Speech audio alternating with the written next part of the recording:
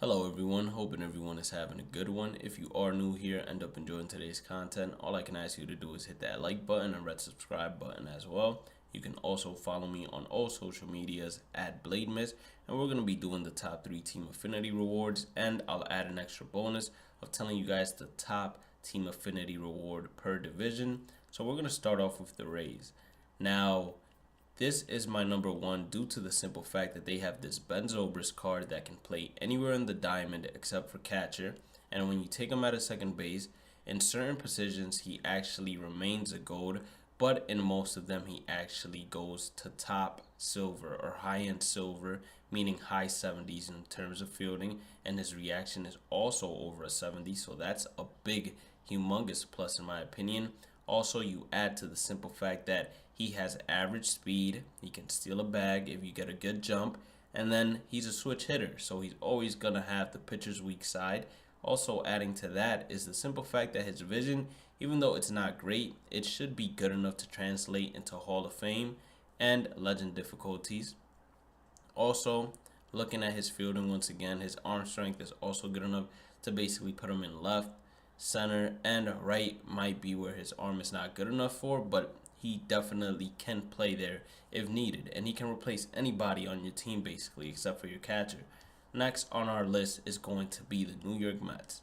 So the New York Mets give you this Jose Reyes. Now, one attribute that stands out instantly is his speed. Now he can run out a grounder, he can steal a bag without a problem. Then you look at his fielding, phenomenal fielding for a shortstop, great reaction, great fielding, great arm strength. And then you go ahead and look at his vision. It translates well in Hall of Fame, translates well in legend difficulty, and then his hitting attributes, he has good enough contact, good enough power. He's going to be slapping, poking pitches basically, and getting base hits nonstop. So this makes him number two. What doesn't allow him to beat Ben Zobrist is just the simple fact that he can only play shortstop, unlike Ben Zobrist that can actually go anywhere in the diamond. Next on our list is going to be from the Milwaukee Brewers, and it's going to be Raleigh Fingers. Now, this is Rich Gossage 2.0. If you didn't get Rich Gossage, or if you're not going to grind for Rich Gossage during the moments, then this is the guy you go for. Raleigh Fingers, amazing hits per nine, amazing Ks per nine. He is all around a monster. He has great control. He has great break. His velocity is good enough, especially when you get into higher difficulties. He has great clutch, and his fielding at 68, 70, 59, 57. It's also great. Plus 33 stamina coming in as a reliever. He can pitch you a couple of innings. This guy, to me, is number 3 on the list and is a solid bullpen arm that should make it to endgame.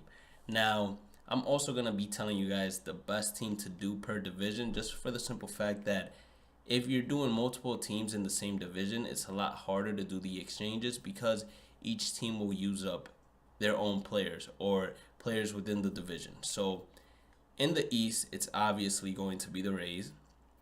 In the Central, it's a little bit more difficult, but I decided that this Hal Newhouser would be the best option available. He throws 2 fastballs and then 2 off speeds, and his stats all around are pretty good.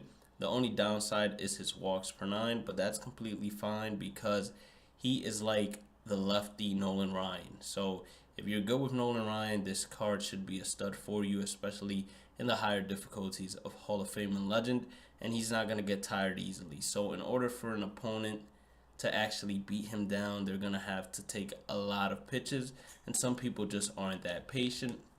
Then we're going to go to the West.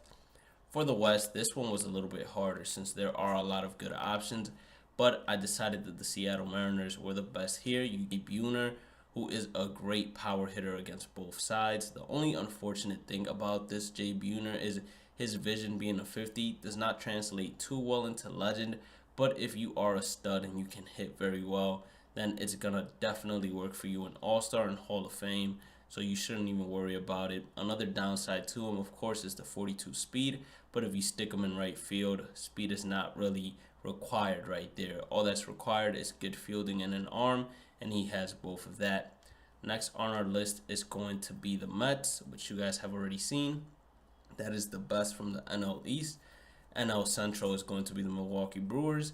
And then for the NL West. Now, this one was a little bit harder as well, but to me, the best option is Chase Headley. He is another good example of an all-around great card. Now, his vision is pretty bad considering that it doesn't translate too well in Legend, but with those stats, that fielding, and that decent speed, being a switch hitter helps him out a lot. But giving him competition without a doubt is going to also be this Dunn Sutton from the Dodgers, who is also a good pitcher. They could actually be tied in my opinion, but if I had to give it to one, I'd go with Chase Headley. And imagine an infield like that. You get Chase Headley, Jose Reyes, Ben Zobrist. Let's say you pulled Eddie Murray. You have Eddie Murray at first, and then catching for you, you have your creative player as a switch hitter. It's literally 5 switch hitters in the lineup. That's a nightmare to even look at. Anyways, hope you all enjoyed the video. If you did enjoy the video, make sure you guys hit that like button, subscribe button, and I'll catch you all in the next one. Peace out.